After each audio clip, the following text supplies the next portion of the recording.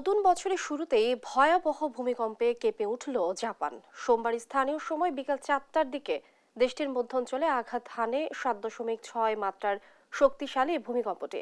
ভূমিকম্পের উৎপত্তি স্থান উপকূলীয় অঞ্চল ইশিকাওয়ার কাছে হওয়ায় জারি করা হয়েছে সুনামি সতর্কতা। এর মধ্যে ভূমিকম্পের আঘাতে উপকূলীয় অঞ্চলগুলোতে ব্যাপক ক্ষয়ক্ষতির খবর পাওয়া গেছে। নিরাপদ স্থানে সরে যাওয়ার নির্দেশ দেওয়া হয়েছে বাসিন্দাদের। বিস্তারিত অন্য কর্মকারের ডেস্ক রিপোর্টে। বছরের প্রথম দিনেই ভয়াবহ অভিজ্ঞতার সাক্ষী হলেন জাপানের মধ্য ও উত্তর মধ্যাঞ্চলের বাসিন্দারা। 7.6 মাত্রার শক্তিশালী ভূমিকম্পের আঘাতে মুহূর্তেই আতঙ্ক ছড়িয়ে পড়ে গোটা অঞ্চলে। প্রত্যক্ষদর্শীর বরাতে বিভিন্ন আন্তর্জাতিক গণমাধ্যম জানায়, স্থানীয় সময় বিকেল 4টার দিকে হঠাৎই আঘাত হানে ভূমিকম্পটি।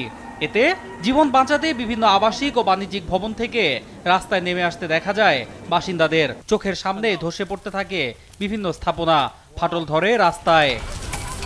মার্কিন ভূতাত্ত্বিক জরিপ সংস্থা ইউএসজিএস এর তথ্য মতে ভূমিকম্পের উৎপত্তি স্থল মধ্যাঞ্চলীয় ইশিকাওয়া অঞ্চলের নোটো প্রদেশে। প্রত্যক্ষদর্শীরা জানান, ওই ভূমিকম্পের পর আরো অন্তত 20টি আফটারশক বা ছোট ছোট ভূকম্পন অনুভূত হয়।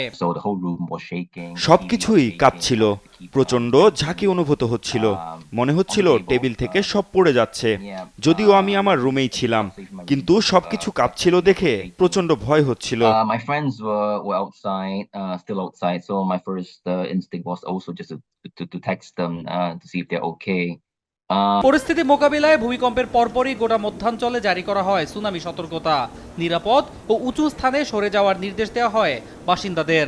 সুনামির আশঙ্কা সত্যি প্রমাণ করে কিছুক্ষণের মধ্যেই ইশিকাওয়ার উপকূলীয় এলাকায় বিশাল বিশাল ঢেউ আছড়ে পড়তে দেখা যায়। পানি ঢুকে পড়ে সাবওয়ে স্টেশনেও।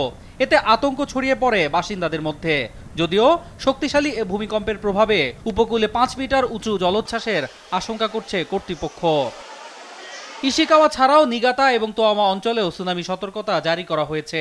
অঞ্চল দুটিতে 3 মিটার উঁচু জলোচ্ছ্বাসের আশঙ্কা করছে কর্তৃপক্ষ। গোটা অঞ্চলে বড় ধরনের সুনামির আশঙ্কায় নোটো ও ইশিকাওয়া অঞ্চলে সতর্কতা জারি করা হয়েছে। এরই মধ্যে কিছু কিছু এলাকায় সুনামির প্রভাব দেখা গেছে। আমরা সেসব অঞ্চলের বাসিন্দাদের দ্রুত নিরাপদ স্থানে সরে যাওয়ার নির্দেশ দিয়েছি।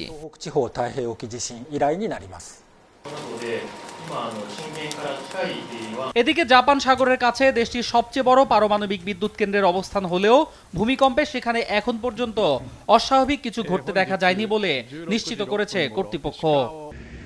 অন্য কর্মকার, নিউজ ডেস্ক, দেশ টিভি।